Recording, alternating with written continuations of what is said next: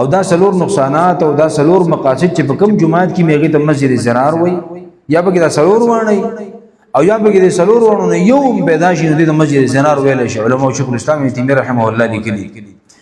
لکه قران مجید کې الله سوره توبه کې وایي والذين اتخذوا مسجدا ضرارا وكفرا وتفريقا بين المؤمنين وارصادا لمن حارب الله ورسوله والذين اتخذوا والذين واغسان اغ منافقان اتخذوا مسجدا چې جوړ کړي د جمعات ضرارا د پاره د ضرر ورکول مسلمانانو ته چې د مسلمانانو د نقصان او د ضرر د پاره جوړ شو د مسجد ضرار جمعات دا خود مسلمانانو در غونډې دوزه ده دا خود الله د عبادت او د بندګۍ زه ده دا خود اتفاق او د اتحاد زه ده دا خود سکون او د اطمینان زه ده چې ته د جمعات د مسلمانانو د ضرر ورکې د مسجد ضرار شکر والذین اتخذوا مسجدا ضرارا ضرر د پاره جوړ کړي دي وکفرا او د کفر د خورولو د پاره جوړ کړي دي جمعات نه بدین خوريږي دي ظالمانو د کفر خوراو وتفريقا بين المؤمنين او د پاره د جدای را وستلو بین المؤمنین پمن د مؤمنانو کې چې مسلمانان د یو بل نه جدا کی بی اتفاقی جوړه کی وګوره اکثر په مالا کې جمعاتي او په هغه جمعات کې پشمار باندې لاس کسان مونږ کې ټول جمعات خالی پروتي خو بل یو سړی دو درې انې اوس پیدا شي او دسی ځان دسی ملک او د کلی مشر ثابتول غواړي نشته بل جمعات جوړ لکه د الله بندا نو تا په دې بل جمعات کې کوم مسلې زړې کړې چې ته خواته بل جمعات جوړې یو جمعات ډکا نو کو خلق بګې نه زائدل او د بل جمعات ضرورت په مشوره باندې بل جمعات جوړ کړي زمون خلق بده باندې خپل ملکی خپل مشری خپل خانی بده باندې په خیزه بل جمعات ځان نه جوړ کړ به بګې مون نه کوي دغه خوشي پروت د جمعات امام تنخواه به نشي ورکوله دوه د دریو د کال تنخواګانی په شاټ د جمعات د بجلی بل به نشي ورکوله اکثر د بجلی ولا میټر هم بیسي ملګر د جمعات څنګه جمعات بیزتی کیسه دا خدای الله کور دی چې غرته نشي برداشت کوله مې جوړا نو کته په دې باندې د مسلمانانو په منځ کې دران را ولي مسلمانان به اتفاق کوي نو ګوردا مسجد ضرار د جره سره جوړ نه کی ضرورت دی نو وتفریقا بین المؤمنین او د پاره د جدای راوستلو بین المؤمنین په من د مؤمنانو کې و ارصادا لمن حارب الله ورسوله او مورچا لمن د پاره د هغه چا حارب الله ورسوله چې جنگ کړي د الله او د رسول سره د الله د دین خلاف د الله پر رسول په ستوره راپورته کړي دا دغه خلاف سازشونه کوي منسوبې جوړي د هغه خلکو د لپاره مورچا د مسجد ضرار دی نو دیو د جمعات جوړ کو نبی صلی الله علیه وسلم په حدیث کې ارشاد فرمایلی دی چې د الله پیغمبر فرمایي چې زما په دې امت کې په اخیره زمانه کې یو بیماری پیدا کی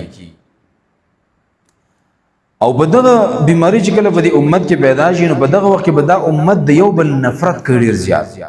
نفرتونه به عام شي اختلافات به عام شي کینې به عام شي بغض او حسد به عام شي تر دې پورې چې دا به یو بل نه جدا شي د مسلمانان نږدې خلق به او یو بل باندې پیژني لکه المستدرک د امام حاکم یو حدیث نقل کړی دی او په صحیح سند سره چې نبی صلی الله علیه وسلم فرمایل چې سيصيب امتي داء الامم سيصيب امتي داء الامم زما امت تبخام خاد پخوانو امتونو بیماری ورسیږي د پخوانو امتونو بیماری به وتلګي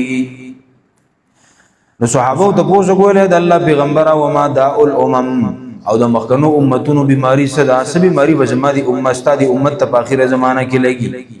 نو نبی صلی الله علیه وسلم ته فرمایل چې الاشر والبطر والتكاثر والتناجش في الدنيا والتباغض والتحاسد حتى يكون البغي نبی صلی الله علیه وسلم فرمایل د مخکنو امتونو بیماری دا چې نفرت به زما په دې امت کې ډیر زیات عام شي یو بل نه نفرت کوي تکبر او غرور په مسلمانانو کې ډیر زیات عام شي سر به د دوه نو نه او سم تکبر بکې دا غټ غټ خبرې وکړي د یو بل نه با د مالونو په طلب کولو کې به یو بل سره سیالي کوي د مالونو په ډیرولو کې به یو بل سره سیالي کوي التکاثر او دویم والتناجش فی الدنیا او د دنیا حاصلولو د پاره با یو بل دوکي ور کوي دنیا د حاصلولو د پاره با یو بل دوکا کوي دنیا د پاره موږ سره کوو مړه او بیا نبی صلی الله علیه وسلم فرمایل چې والتباغض والتحاسد حتى يكون البغي او یو بل سره بغض او کینه کوي حسد به یو بل سره ساتي تر دې چې دین وروسته به ظلم شروع شي بیا په امت کې او په یو بل روایت کې سره دا اضافه راغلي د حدیث امام طبرانی نقل کړی دی چې الله پیغمبر فرمایل چې الاشر والبطر والتدابر والتنافس في الدنيا والتباغض والبخل حتى يكون البغي ثم يكون الهرج نبی رسول الله تکبر په دې امت کې پیدا شي خلک به تکبر کوي او بل دا چې یو بل نه مخ اړي یو بل سره د دنیا په طلب کولو کې سیالي کوي یو بل سره بکینه کوي بخل بکوي په یو بل باندې تر دې چې ظلم به پیدا شي او دغه نفس به قتل او قتال په دې امت کې عام شي دا د مخکنو امتونو بیماری دي د الله پیغمبر وې زماري امت ته بلګي په اخره کې تاسو وای بغض او کینه سمره عام د پښتنو خو به خټه کې د کینه اخلې شوی دا په خټه په یو بل خورز نه پیرزوش په یو بل عزت نه پیرزوش یو بل په خوشحالي باندې نه خوشحالي دا د پښتنو په خټه کې دا شیخ کړی شوی اختلاف څومره ډیر دی دا امت دسي تقسیم شوی دسي کنه چې کتابونه وایي کتابونه کې اوسې د جزء لا يتجزا